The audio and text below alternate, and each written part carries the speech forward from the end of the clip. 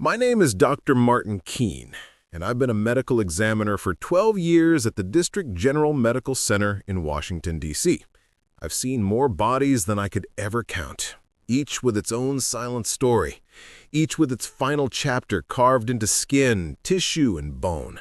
Nothing about death surprises me anymore, or at least that's what I used to believe, before the night of February 19th, 2021, when the body on my autopsy table refused to look away.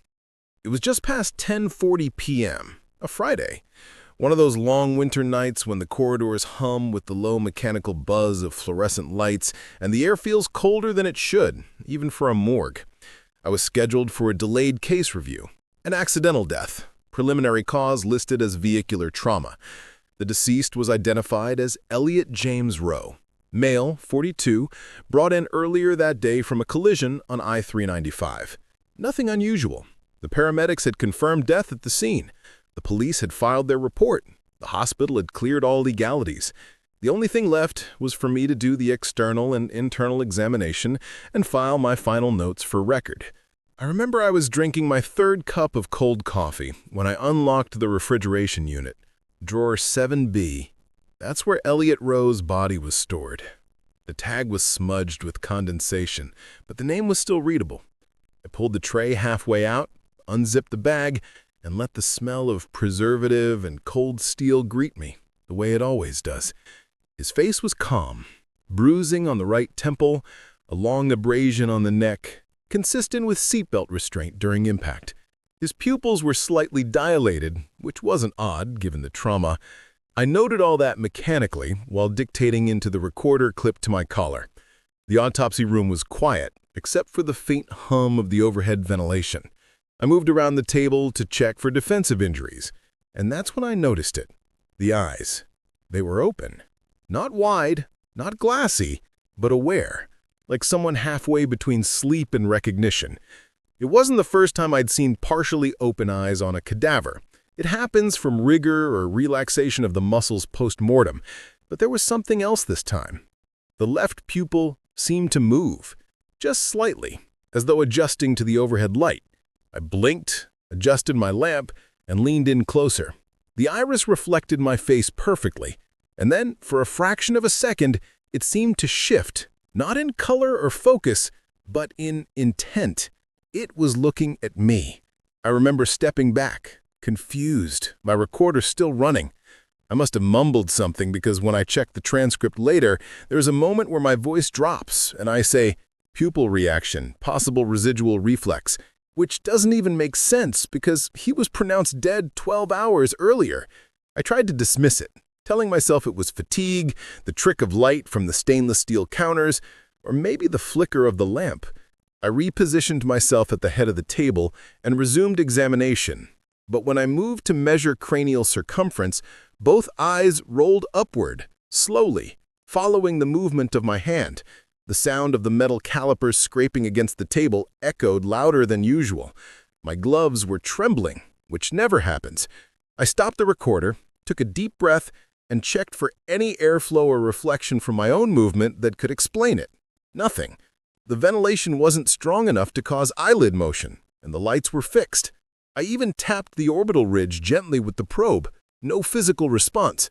Still, the eyes seemed to wait until I met them again, then refocused, like a lens adjusting. I told myself out loud, post-mortem ocular drift, nothing else, and forced myself to proceed. But I couldn't shake the feeling that I wasn't alone in the room anymore. The morgue has 3 tables, 2 empty at that hour. The sound of the refrigeration compressors is constant. But that night, there was a new rhythm, like faint breathing behind metal. I checked the clock again, 11:15 p.m. My assistant, Maya, had gone home, hours earlier. Security does rounds every 40 minutes, and I hadn't heard the usual footsteps yet. I tried to regain focus, making the Y incision. The first slice should have been simple. Skin separation, no anomalies. But as I drew the line across the chest, a thin trickle of dark blood followed the scalpel, thicker than expected for someone dead that long. Usually, coagulation sets in fast. This was fresh, too fresh. I pressed gauze and leaned closer. The body temperature was slightly above what it should be. The monitor on the corner table, which I sometimes connect for educational demonstration, was still powered from my previous case. Its thermal sensor displayed faint activity, tiny fluctuations, like static. I looked back at the cadaver, the eyes, still on me, and I swear under the bright white ceiling light, the left one blinked. I stepped back, bumping into the stool behind me. My first instinct was to check the pupils again with my pen light. When I directed the beam, the right pupil constricted, just enough to register as a reflex. That's impossible, completely impossible. I recorded everything: date, time, reaction, ambient temperature, because even in disbelief, training kicks in. My job is proof, not panic. I remember whispering, "Elliot, are you hearing me?" without realizing I'd said it out loud. No sound came, but both eyes shifted again, aligning with mine. I couldn't look away. It felt like he was trying to tell me something, like every part of his frozen expression was effort, silent struggle. Then the intercom crackled, just static at first, then a faint voice from upstairs. It was the security guard, Ben. He said, "Dr. Keene, everything all right down there? We had a flicker on the camera feed." I turned toward the ceiling speaker. "I'm fine, just technical glitch maybe." My own voice sounded shaky. He replied, "Copy that. We'll check the circuit." I stared back at the table. The eyes were finally closed, both of them, like nothing ever happened. I thought maybe the air current from my movement had caused the eyelids to fall shut. I should have been relieved, but I didn't. I felt watched, even then.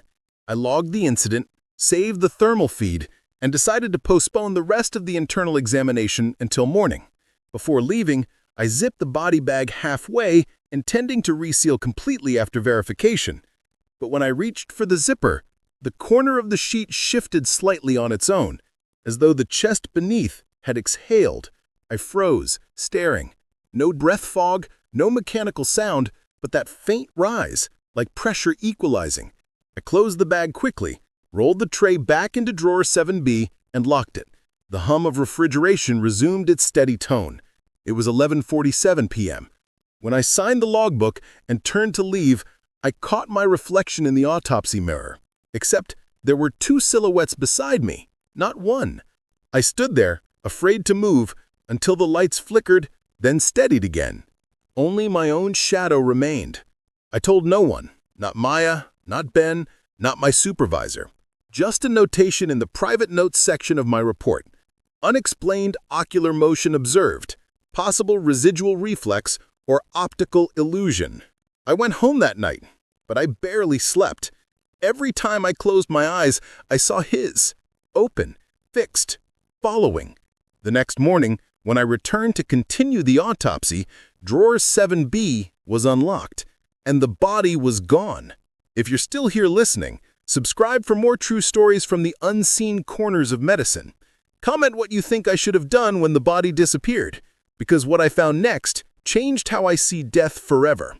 When I came back to the morgue that Saturday morning, the first thing I noticed was the silence. Normally, the refrigeration compressors hummed softly, a steady background vibration that you stop noticing after years of work.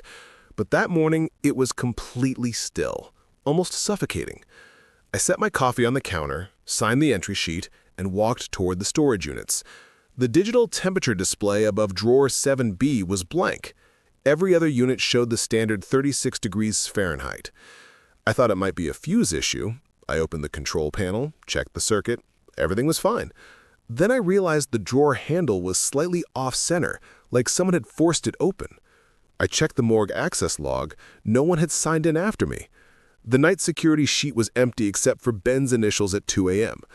I slid the drawer open slowly, half expecting to find the same pale face staring back at me. Instead, there was nothing, just the white lining of an empty tray. The tag that had read Elliot James Rowe was still there, damp from condensation. But the bag was gone. My first thought wasn't supernatural. It was procedural. Maybe the body had been moved for forensic reevaluation or transferred for tissue donation. Sometimes hospital administration makes decisions overnight, especially in legal cases. I called up to the records office and asked for an update. The clerk, a woman named Janice, told me there were no authorizations for removal. No transport orders, no secondary autopsy, no transfer paperwork, she said. I asked if any next of kin had arrived. None logged, doctor. That's when something cold started crawling up my spine, because I had locked that drawer myself. I had checked the seal, and the lock was a biometric type. Only my fingerprint or my supervisor's could open it. I went to the security office where Ben was reviewing the previous night's footage. When I told him what happened, he frowned, leaned forward, and rewound the morgue camera feed from 11:50 p.m. onward. The screen flickered, grainy but clear enough to make out the outline of the 3 tables in the storage wall. We watched as I zipped the body bag, rolled it into the drawer, and turned off the lights. Then, about 10 minutes later, the feed glitched, a single frame of static, and when it came back, the drawer handle was moving. Slowly. The drawer slid out halfway, no one in view. The timestamp kept running. Then, for 2 seconds, the camera blurred, like someone had passed right in front of the lens. When it refocused, the drawer was empty. Ben looked at me like I'd just told him I'd seen a ghost. "That's impossible," he muttered. No door opened, no movement detected. We replayed it frame by frame. The system hadn't logged any motion alerts, which meant whatever happened wasn't picked up by the infrared sensors. The temperature reading on screen showed a sudden spike from 36 degrees Fahrenheit to 68 degrees Fahrenheit for about 20 seconds before returning to normal. Ben's hand trembled slightly on the mouse. He said, "Could be a heat flare," though we both knew heat doesn't flare on the cold drawer of a morgue. I filed an incident report with my supervisor, Dr. Reynolds, who arrived later that morning. He reviewed the feed quietly, expression unreadable. Afterward, he told me to keep the details minimal. Just note, technical malfunction, body temporarily misplaced. He said he'd contact administration to sort it out. But that afternoon, an officer from D.C. Metro PD came to verify chain of custody for the accident victim. He said the family hadn't claimed the body yet. When I told him it was missing, he frowned and checked his notepad. "That's odd. The wife called last night to ask when she could see him. We told her tomorrow morning." He looked up at me, lowering his voice. She also said she got a call from his number at midnight. Static on the line, but she swore she heard breathing. That night, I stayed late, even though every instinct told me to go home. I kept thinking maybe someone had made a mistake. Maybe a transfer had been done off record. So I decided to recheck every refrigerated unit. I started with drawer 1A, moved down row by row. Each one opened normally, bodies tagged, sealed, accounted for, until drawer 5C. When I pulled it out, the smell hit me first. Not decomposition, but something metallic and electric, like hot wiring. Inside was a different case, an elderly woman, DNR patient, cardiac arrest. But her face was wrong. Her eyes were open, and they were the same shade of green as Elliot Rose. For a moment, my brain refused to connect the details, refused to accept what I was seeing. But the longer I stared, the more certain I became. The iris pattern, the faint scar on the lower eyelid, it was him. I checked the tag. It read Margaret Leach, 83. But the facial structure wasn't hers. I remembered Margaret clearly from her file. Blue eyes, wrinkles, thin lips. This wasn't her. I touched the skin. It was cold, but soft, pliable, like the tissue hadn't fully undergone post-mortem stiffness. My gloved hand brushed across the wrist, and beneath the identification band was another one, almost erased by condensation. The name barely legible, Elliot J. Rowe. I stumbled backward, heart hammering in my throat. The lights flickered, then went out completely. For a second, I was surrounded by total darkness. Then, faintly, I heard something, a rasping sound, like the slow pull of air through a blocked pipe. The same sound I'd thought I imagined the night before. I switched on my flashlight, the beam shaking as I turned it toward the table. The eyes were open wider now, pupils dilated fully. I whispered, "Elliot?" I don't even know why. The air felt charged, thick, almost heavy enough to touch. Then the lips twitched. Not a full movement, just a small contraction at the corner of the mouth. I backed away until it hit the counter, the metal tray clattering to the floor. The sound broke the silence, and instantly, the light snapped back on. Everything looked normal again. The eyes were closed. The smell was gone. The name tag now clearly said Margaret Leach. When I told Dr. Reynolds the next day, he looked at me for a long moment, then said, "You've been overworked. Take the weekend. I'll assign the rest of your cases to someone else." He said it calmly, but I could tell from his expression that he didn't believe it was just stress. Before leaving, I went to check the storage logs again. Drawer 7B now listed occupied, status autopsy completed, awaiting burial. But I hadn't completed it. And when I cross-checked the serial number, it matched Elliot Rowe's body. The file showed cause of death undetermined, pending toxicology. Someone had updated the record overnight, but when I opened the folder, the signature line read my own name, in my handwriting. I didn't sleep that weekend. I kept replaying the footage in my head, that slow movement of the drawer, the eyes following me, the heat flare that made no sense. On Sunday night, I went back to the hospital. Security was lighter on weekends, and the lower morgue hallway was empty. I swiped in, turned on the lights, and approached drawer 7B one last time. I told myself I needed to see, to know if any of it had been real. The temperature display was back online, 36 degrees Fahrenheit. I unlocked the drawer. Inside was the body of Elliot Rowe, completely still. Sutures across the chest, post-mortem complete. Someone had finished the autopsy in my absence. I reached for the report clipped to the bag. Internal hemorrhage, blunt force trauma, consistent with collision. Case closed. I stood there for a long time, unsure to whether to feel relief or fear. Then, as I leaned in to double-check the closure stitches, a drop of moisture fell from the corner of his right eye, a single tear, rolling down toward his temple. The temperature alarm started beeping, flashing 46 degrees Fahrenheit, then 50 degrees Fahrenheit. I stumbled backward, the sound echoing through the room. The lights dimmed, and the display on the monitor, the one connected to the thermal sensor, showed a faint red pulse in the chest area. One beat, then another. I didn't finish my shift that night. I walked out of that morgue without signing the logbook, without locking the drawer, without even taking my coat. Outside, the city felt unnaturally quiet. Every streetlight flickered as I passed. I told myself it was exhaustion, a stress-induced hallucination, the product of too many hours surrounded by the dead. But somewhere deep inside, I knew I'd seen something no medical explanation could cover. And when I finally got home, I found a small folded note slipped under my door. No envelope, no handwriting. Just one printed line, "Stop watching me." The following morning, I drove back to District General before sunrise. The sky over Washington was gray and heavy, like the air before a storm. I hadn't slept, barely eaten. The note lay on my passenger seat, its words burned into my mind. "Stop watching me." There was no signature, no return address, no trace of fingerprints when I checked with a powder kit from my lab drawer. I told myself it was a prank, maybe one of the residents who'd heard rumors about the missing cadaver. But deep down, I knew it wasn't that simple. When I reached the sub-level morgue, the keypad was unresponsive. Someone had changed the entry code overnight. I had to call maintenance to override it. When the door finally opened, the fluorescent lights hummed to life one by one, revealing everything exactly as I'd left it, except for drawer 7B. It was open again, halfway out, and the sheet inside was folded neatly. Empty. The tag had been replaced. New name. Case number 2147, unidentified male, pending ID. I felt my pulse pounding in my ears. I checked the digital log. The entry had been added at 3:17 a.m., signed by Dr. Martin Keene, my own name again. The timestamp showed that while I'd been home, someone, or something, had been using my credentials.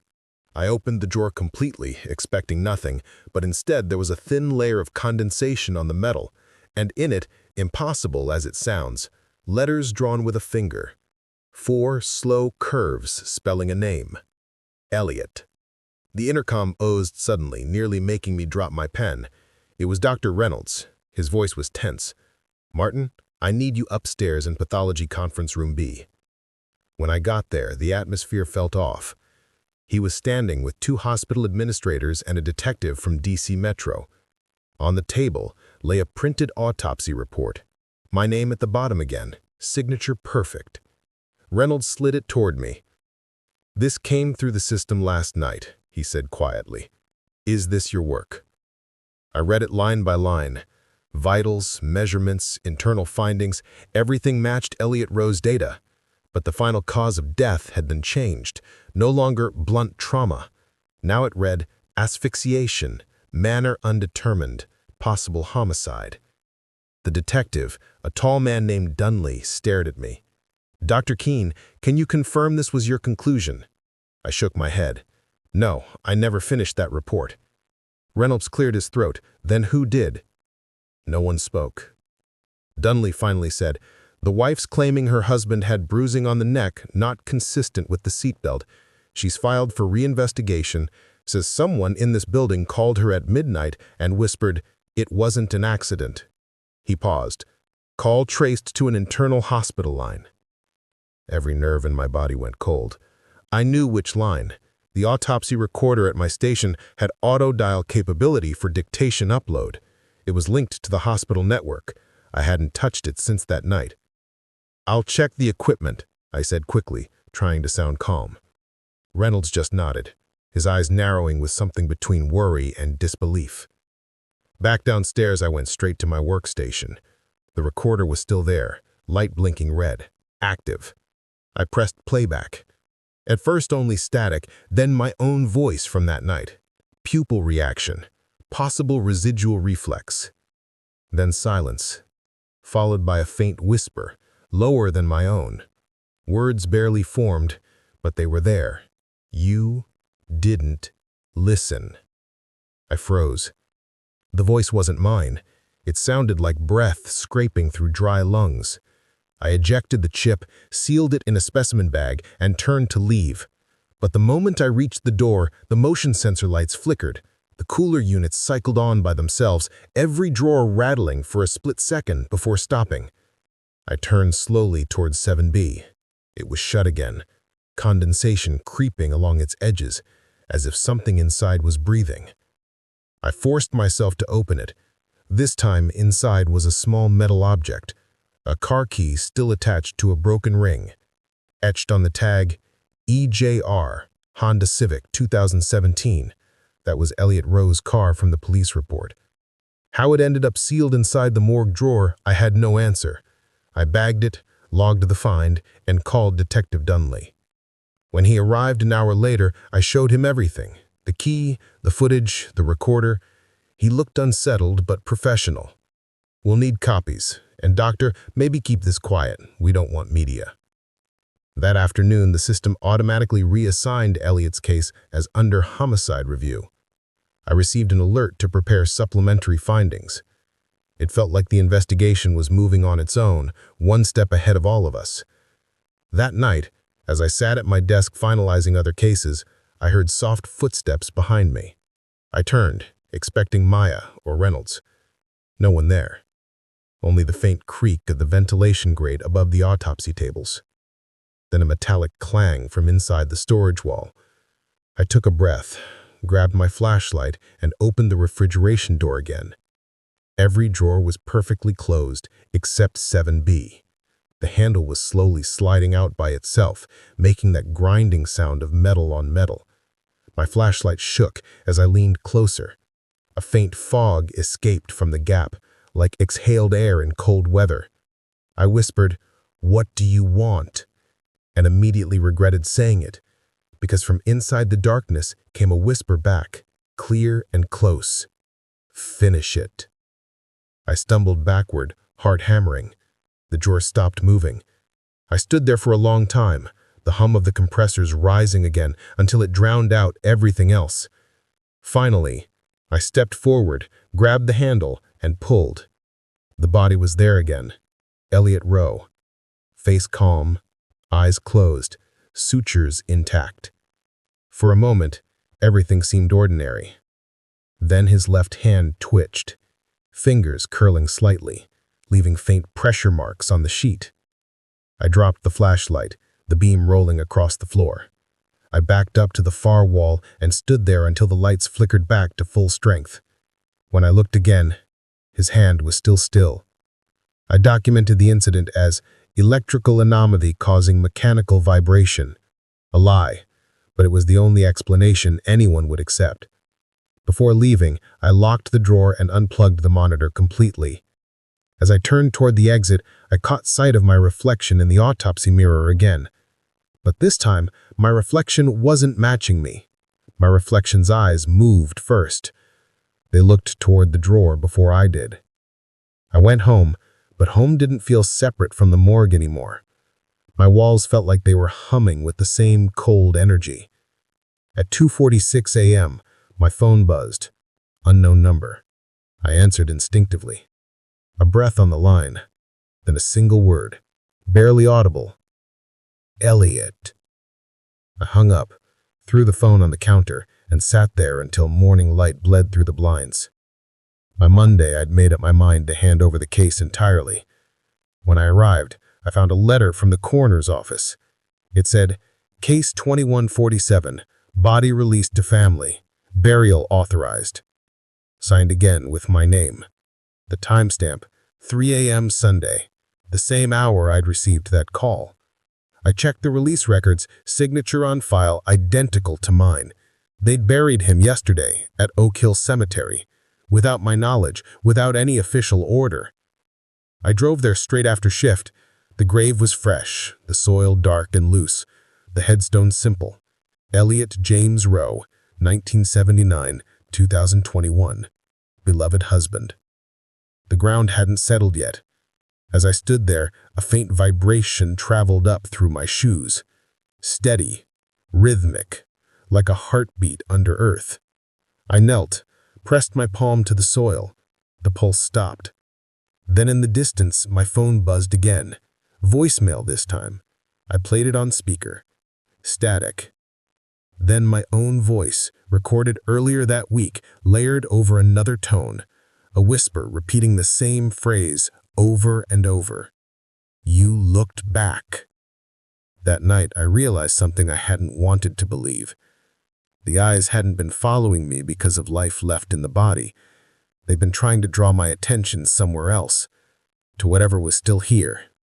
The fluorescent lights buzzed above me, flickering for the briefest second before returning to their sterile white glow. It was nearly 1 a.m. when I finally sat back at my desk, my hands still trembling slightly from the last inspection. The autopsy on Michael Reeves had been straightforward, yet something about it gnawed at me. An itch behind the eyes, a feeling that refused to fade. The camera feed from the autopsy suite was paused on my monitor, frozen on the frame where his pupils looked directly at me. I'd rewound the footage at least 6 times already, and every time, the same chill ran through me. The movement wasn't mechanical. Not a trick of the light, not even a reflection.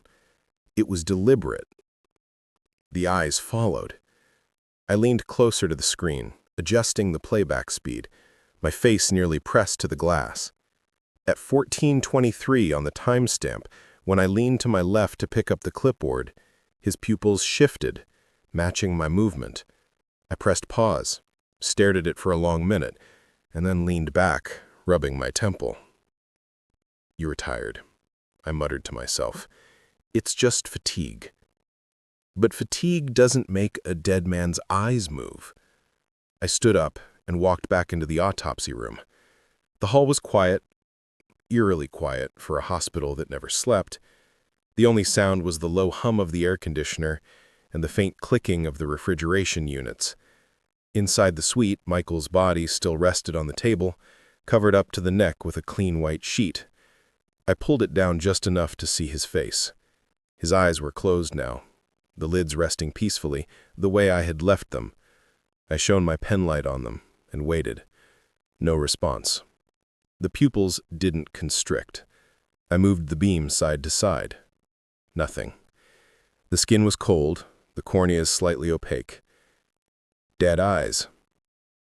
And yet that footage, those few seconds, felt more alive than anything in this room. I checked the temperature inside the chamber, 38 degrees Fahrenheit. Normal. I noted the ambient humidity, stable. No signs of decomposition or post-mortem artifact that could explain the movement. Everything was exactly as it should be. As I turned to leave, a soft metallic rattle echoed from the drawer behind me. The sound was subtle, like metal expanding with temperature, but this room was climate-controlled. I stopped. Waited. It came again, louder this time, a small rhythmic tapping, like something inside the drawer was moving. Drawer 6, the one where I had placed the remains of a gunshot victim earlier that evening. I slowly walked toward it, the sound of my own breathing louder than the hum of the vents. My hand reached for the latch. Just as my fingers brushed the cold steel handle, the sound stopped. Silence. I opened it anyway. Inside, the body lay still, zipped up, tagged, completely inert. I touched the zipper pull. It was warm. I froze. The rest of the drawer was cold, but that small piece of metal radiated faint warmth. I pulled my hand back, my pulse accelerating. Thermal anomaly, I whispered, trying to rationalize. Residual heat from the lighting. I shut the drawer quickly and turned away. When I got back to my office, the playback screen had switched off. The computer was in sleep mode, but I hadn't touched it. When I woke it, the video had rewound itself to the beginning of the autopsy. I clicked the progress bar forward, but the video kept resetting to the start over and over. I shut the player, reopened it, same result. Then, when I tried once more, the video jumped ahead to 1424, exactly 1 second after the frame where his pupils looked at me. The picture was grainy, static-filled, and then, just for a fraction of a second, the footage showed something else. My reflection in the stainless steel surface of the table, but behind me, Michael's head was turned slightly, eyes wide open, staring directly at the camera. I froze. My throat felt dry as dust. I rewound, played again. The reflection was gone. My reflection looked normal this time. Head bent, mask on, focus on the clipboard. No movement behind me. Nothing. I checked the file metadata. No edits, no corruption. Everything was intact. I rubbed my eyes and leaned back, the chair creaking under my weight. Enough, I told myself, closing the monitor. You're imagining things. I packed up my notes, logged out, and prepared to leave. As I reached the door, I turned back one last time toward the autopsy room through the observation glass. The room was empty, clean, perfectly still. And then, just as I was about to turn off the light, I saw it. The sheet over Michael's face was slightly lifted, as if something underneath had taken a shallow breath. It deflated seconds later, settling flat again. My heart thudded once, hard. I didn't move. I stood frozen, staring at that white sheet, waiting for it to rise again. But it didn't. It stayed flat, undisturbed. I exhaled, forced a half laugh, and switched off the light. That night, I couldn't sleep. Every time I closed my eyes, I saw his pupils. Those pale, glassy discs moving in my direction. At 3:12 a.m., I got up, opened my laptop, and pulled the case file again. Cause of death: asphyxiation secondary to inhalation injury. Manner of death: accidental. Autopsy findings consistent with carbon monoxide poisoning. But there was one line in the police report that I hadn't paid attention to before. It said, "Deceased was found sitting upright in his living room, eyes open, fixed on the television. Neighbor reports hearing muffled voices inside the apartment hours after presumed time of death." The next morning, I went back to the morgue early. I told myself I'd recheck everything, just for my own peace of mind. When I entered the autopsy room, the sheet over Michael's body had shifted. It wasn't folded the way I left it. The tag that had been pinned to his toe was now lying on the table beside him. I looked at the tag. It was blank. The ink had faded completely overnight. I checked the drawer temperatures, the environmental controls, everything. Nothing abnormal. Yet somehow, Every explanation I reached for slipped through my fingers like mist.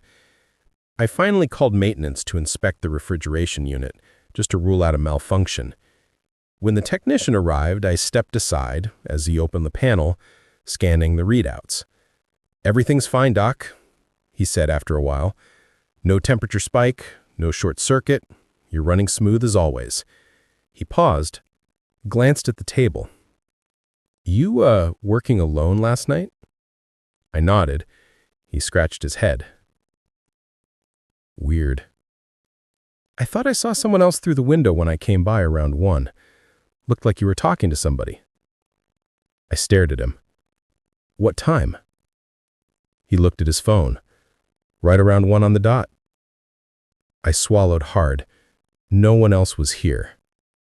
He gave an awkward laugh, then shook his head. "Guess it was just a reflection, huh?" After he left, I went back to the desk and stared through the glass again. The body was still there, still, unmoving. But in that moment, I began to feel like I wasn't the only one watching.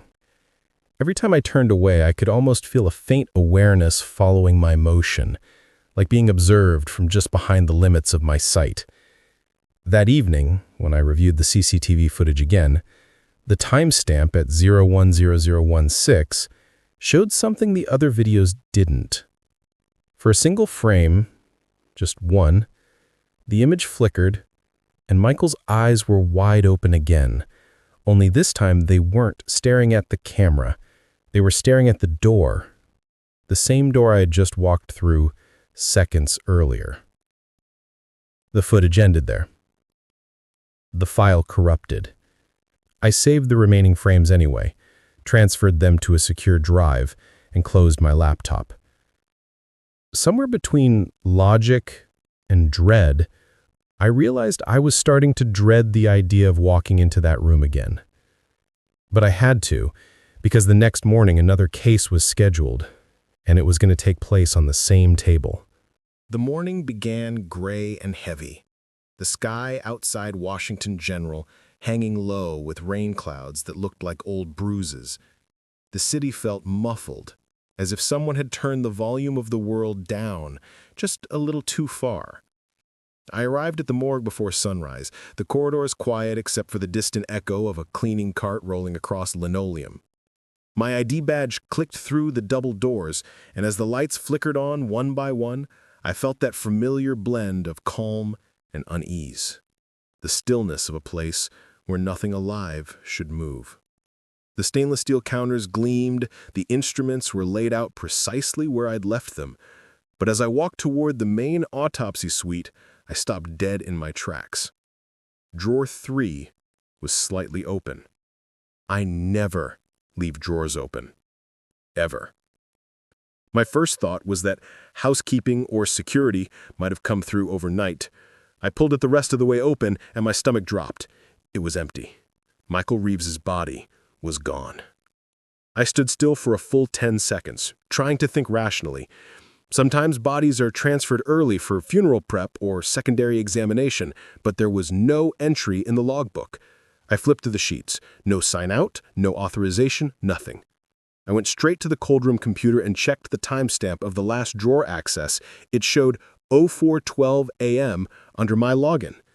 But I wasn't here at 4 a.m. I checked the security footage, and sure enough, the feed from that time showed me, or someone wearing my lab coat, opening drawer 3, sliding it out, unzipping the bag, and standing motionless for nearly a minute. The person in the video then turned toward the camera, and my breath caught in my throat. The face was mine, but the eyes, those eyes, were pale, gray, lifeless, like the cadaver's. I rewound the footage twice, stared at every frame. No edits, no distortion, just that one impossible fact, looping over and over. I was here when I wasn't. I backed away from the monitor, shaking my head, whispering, "No, no, no." Logic crumbled like wet paper. I opened my phone, called down to the security office, asked if anyone accessed the morgue during the night. "Not a soul," the guard said. "You were the last one to badge in yesterday." My hand trembled so hard I had to steady it on the desk. Then, at 6:07 a.m., I heard it again, that faint, rhythmic tapping. The same sound that had come from drawer 6 2 nights ago. But this time, it wasn't metal. It sounded softer, heavier. I followed it to the autopsy room, where a single sheet of paper fluttered near the vent. I picked it up. It was one of my pathology forms. But written across it in red marker were 2 words that didn't belong. He's watching. The handwriting wasn't mine. The marker wasn't from my desk. I dropped it instantly, backing away until I hit the counter. That's when the phone rang, the old corded wall phone, the one we rarely used anymore. I picked it up expecting central supply or administration, but no one spoke. Just faint breathing on the other end. Then quietly a whisper. Hoarse, slow, almost childlike. "Doctor." I froze. "Who is this?" I said. The line crackled, then again the same whisper, "Doctor," followed by a faint click, and silence. I stood there listening to the dead tone for nearly a minute. When I hung up, I went back to check the line history. No incoming number, no record of the call. The display was blank. By 7:30 a.m., my next case arrived. A John Doe pulled from the Potomac, early 40s, moderate decomposition. 2 attendants wheeled him in, chatting casually about the weather, oblivious to the tension gripping the room. I signed the intake forms, nodded mechanically, and started preparing the instruments. But as I reached for my gloves, I realized something chilling. The table, beneath the new body, was still warm. Not body temperature warm, but faintly heated, as if someone had lain there moments before. The autopsy hadn't even begun. When I opened the bag, the air that escaped smelled faintly of smoke, like the residue of a burned fireplace. I stared down at the face. For a split second, my brain refused to process what it was seeing. The man looked identical to Michael Reeves. Same jawline, same scar above the brow, same faint burn marks across the chest. But the tag attached to his wrist clearly read, "Unidentified male, recovered 10/15/23. The original Michael Reeves had been found and examined 3 days earlier. I leaned closer. The features were indistinguishable. Even the mole on his left cheek was identical. I stepped back, dizzy, the room spinning slightly. I called in my colleague, Dr. Alan Fisher, to confirm. He came in mid-breakfast, still holding a cup of coffee, looking mildly irritated. "What's up, Leonard?" he asked, glancing at the table. Then he frowned. "Wait, didn't you already do this guy?" "Yes," I said quietly. "That's what I thought." He stepped closer, squinting. "Same man, or his twin, but the file says unidentified, maybe a data error." He flipped the intake sheet, but everything matched the new case. He shook his head. "Weird. Okay, well, I'll check with the ME's office upstairs, probably just a duplicate record." And with that, he walked out. I turned back toward the table. The eyes were closed. I reached for the scalpel, and before I made the first incision, one of the eyes twitched open. Just slightly. Enough for me to see the dull gray iris beneath. My entire body cold, I froze mid-motion. The eyelid fell shut again like nothing happened. I waited, heart pounding so hard I could hear it in my ears. I touched the cornea with the forceps, no reflex. The tissue was cold, dry, post-mortem, dead, still. I couldn't shake what I had seen. I proceeded with the Y incision, each movement mechanical, my brain somewhere far away. When I reached the thoracic cavity, the smell of smoke returned. Thick, acrid, out of place for a drowning victim. I documented it mechanically, noting residual odor consistent with combustion. But as I leaned over to remove the lungs, the overhead light flickered again, dimmed for 2 seconds, then came back on, and when it did, the corpse's eyes were open again, both of them, staring straight at me. I stepped back, the scalpel clattering onto the tray. I couldn't look away. The pupils didn't move, but they didn't need to. The expression was wrong. Not empty, not reflexive, but aware. I moved my hand slowly to the side, and I swear those pupils followed. Just a hair's width of motion, but it was enough. I backed up until I hit the counter. My breathing came fast and shallow. I turned off the light, then back on again. The eyes were closed once more. I leaned forward, almost begging for rationality. I muttered, "It's dehydration, postmortem contraction, optical illusion." But deep down, logic had no foothold left. Later that afternoon, when I reviewed the footage from the overhead camera, I saw myself step away from the table exactly as I remembered. But then, for a brief instant, something else appeared on the screen. Another figure, standing in the far corner of the room, half in shadow, motionless. It wasn't Alan. It wasn't security. The timestamp on the footage read 04:12 a.m., the same moment the body had gone missing from drawer 3. When I slowed the video down frame by frame, I saw it more clearly. The figure was wearing my lab coat, my badge, my gloves. And when it turned slightly toward the camera, the light caught its face. The eyes glowed faintly white like glass reflecting a flashlight in the dark. Then the feed glitched, froze, and ended. I closed the file, locked the drive, and shut off the computer. For the first time in 10 years working in forensic pathology, I didn't stay for the evening report. I signed out early and walked out into the rain, my mind echoing with the same phrase that had been written in red, "He's watching." That night, as thunder rolled over Washington and the hospital lights flickered against the wet streets, I lay awake staring at the ceiling, waiting for sleep that never came. Somewhere between the hum of the rain and the whisper of air through the vents, I could almost hear it again, soft, patient, and too close. My name. By the next morning, I was no longer sure if I was the one investigating the dead, or if the dead had begun investigating me. The sleepless night had left my eyes hollow, and every sound in the morgue echoed sharper than it should. The fluorescent lights hummed louder, the smell of disinfectant burned in my nose, and every reflection on the polished steel looked just slightly delayed. When I arrived at Washington General's basement wing, the air felt colder than usual, as if someone had left the refrigeration system open all night. I checked the logbook first thing. The entries were as expected, except for one. A new name had appeared, written neatly in black ink at the bottom of yesterday's list. Leonard R. Hayes, deceased. Autopsy scheduled 10/16/23.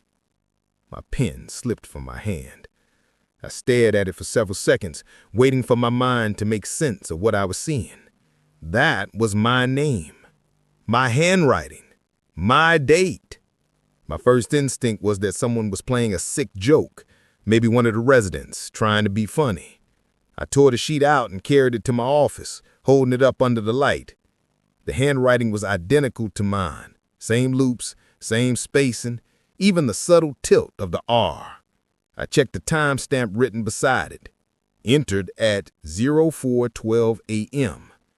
That same hour again. That impossible hour. The hour when things happen that shouldn't. I marched down to the security office, forcing my voice to stay calm. "I need to see last night's feed," I said to the guard, a man named Thompson who'd been there as long as I had. He pulled up the files without question.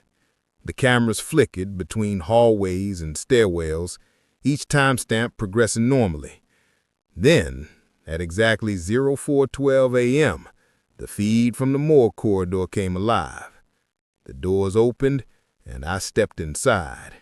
My stomach tightened. I was home. Asleep, nowhere near the hospital at that hour. Yet on the screen, there I was, same coat, same gait, same ID swinging from the lanyard. I entered the autopsy suite, shut the door, and moments later, the lights flickered. When I looked at Thompson, his face had lost all color. That's you," he whispered. But when did you—" "I didn't," I said, my voice low, trembling. "That's not me." I returned to the suite myself, slowly, as if wading into something I shouldn't disturb. Everything was in its place, the instruments aligned, the drains clean, the body bag sealed, but the air felt dense, thicker, as if the room itself was holding its breath. I moved toward the main table, the same one where I'd performed Michael Reeves's autopsy. I reached out and touched the cold surface, and the memory of his eyes locking with mine and that reflection came back with brutal clarity. The overhead light flickered once, then twice. I looked up, exhaling through clenched teeth. "Stop it!" I muttered to the emptiness. "Enough!" The light steadied. Then, without any draft, the sheet on the adjacent table shifted, just slightly, like a sigh moving beneath fabric. I took one step back, heart hammering. I reached forward and lifted the corner of the sheet. The drawer beneath was empty. The entire table was bare, yet the indentation on the linen was still there. The exact outline of a human body, pressed deep into the fabric. I felt something behind me then, a faint movement of air, too soft to be footsteps but too heavy to imagination. I turned slowly, my breath caught halfway. And there, standing near the stainless steel door, was the outline of a figure, pale, still, half in shadow. It wasn't clear, more like a reflection in fog than a person. But the face, those eyes, I knew them. Gray, glassy, following, always following. "Michael!" I whispered before I could stop myself. The lights dimmed. The hum of the refrigeration units dropped an octave lower, groaning like distant thunder. The figure didn't move, but the longer I stared, the clearer it became. My own outline reflected in those eyes, the same face, the same tired hollows beneath them. Only the eyes were wrong. They weren't human anymore. I stumbled back, hitting the counter, the sound echoing sharp and metallic. "What do you want?" I choked out. "Why me?"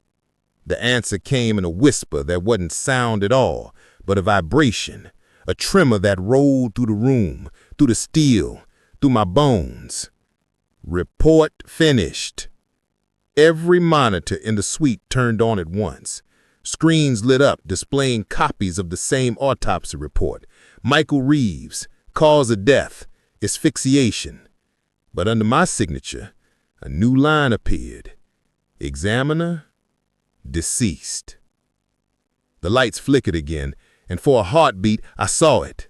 My reflection on the glass panel of the chamber door. Only this time, I wasn't standing. I was lying on the table, chest open, eyes half-lidded. Then, just as suddenly, the lights returned. The monitor shut off. The sheet lay flat. The reflection was gone. I stood there shaking, drenched in sweat, the silence around me as heavy as the air before a storm. I gathered my coat, my notes, my keys, and walked out. I didn't look back, not once. I never returned to that morgue again. The official story said I took a leave of absence for acute stress response. They assigned my cases to Dr. Fisher, and 2 weeks later, he called me. His voice was unsteady. "Leonard, did you leave a case file on Reeves open? I went in to finish the report, and there's something you should see." I hesitated. "What?" He exhaled shakily. "The camera feed from your last shift. There's footage of you leaving the room at 7 a.m. But right before that, the body on the table opens its eyes, and it looks straight at the door, straight at you." Then silence. I never heard from Fisher again. It's been 3 months now. I've moved to a smaller clinic outside the city, trying to forget. But some nights when I review lab samples under the microscope, I feel that same crawling sensation, the weight of unseen eyes. Sometimes in reflections, I swear I catch glimpses of another me, standing just behind my shoulder, watching with those same dull gray pupils. And last night, when I opened a new paste file on my computer, It happened again. A document was already there, untitled. I clicked it open. It contained just one line, typed neatly at the center of the page. "Report finished, Dr. Hayes." I shut the laptop, turned off the lights, and sat in the dark listening to my own heartbeat echo inside the silence of a place that never forgets the dead. Because once you've seen their eyes follow you, you start to wonder if maybe they were never the ones lying still at all. If you found this story chilling and want to hear more true-to-life medical horror told through real eyes of those who've lived it, don't forget to subscribe to the channel, turn on the notifications, and comment below what you think really happened in that morgue that night. Your thoughts keep these true stories alive long after the reports end.